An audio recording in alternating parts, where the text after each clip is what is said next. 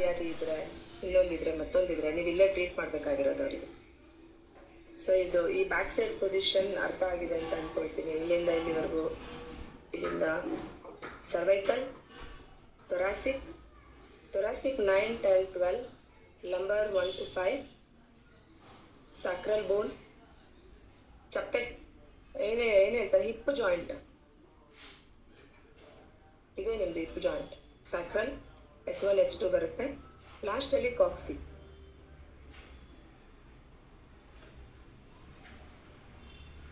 Sir clear ಆಗಿ ಕಾಣಿಸ್ತಾ ಇದೆನಾ?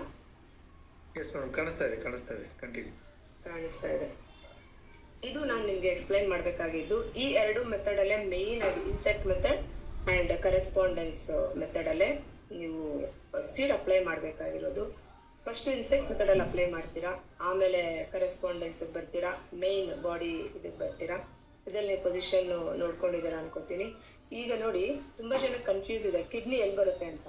ಕೈನ ಈ ಥರ ಇಟ್ಕೊಳ್ಳಿ, ಈ ಥರ ಇಟ್ಕೊಂಡು ಈ ಥರ ಚೆಕ್ ಮಾಡ್ತಾ ಬನ್ನಿ. ನೋಡಿ, ಈ ಎರಡು ಜಾಯಿಂಟ್ ಮಧ್ಯ, ಈ ಎರಡು ಜಾಯಿಂಟ್ ಮಧ್ಯ, ಹಿಂಗೆ ಬನ್ನಿ ಈ ಥರ. ನೀವು ಇಲ್ಲಿ ಬಂದರೆ ನೀವು ಇಲ್ಲಿಂದ ಮುಂದೆ ಹೋಗೋಕ್ಕಾಗಲ್ಲ.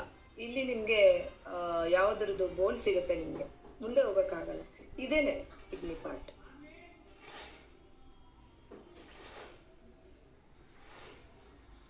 ಇದನ್ನ ಚೆನ್ನಾಗಿ ಟ್ರಿಗರ್ ಮಾಡಿ ಈ ಥರ.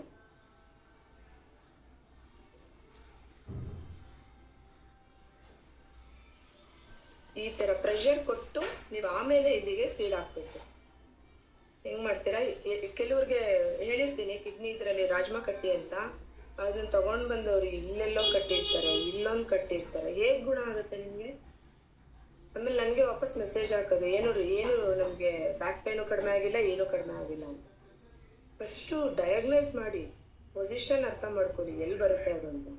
ನೋಡಿ, ಇದು ಕಿಡ್ನಿ ಪೊಸಿಷನ್. ಬನ್ನಿ, ಇಲ್ಲಿಂದ ಮುಂದೆ ಹೋಗೋಕ್ಕಾಗಲ್ಲ.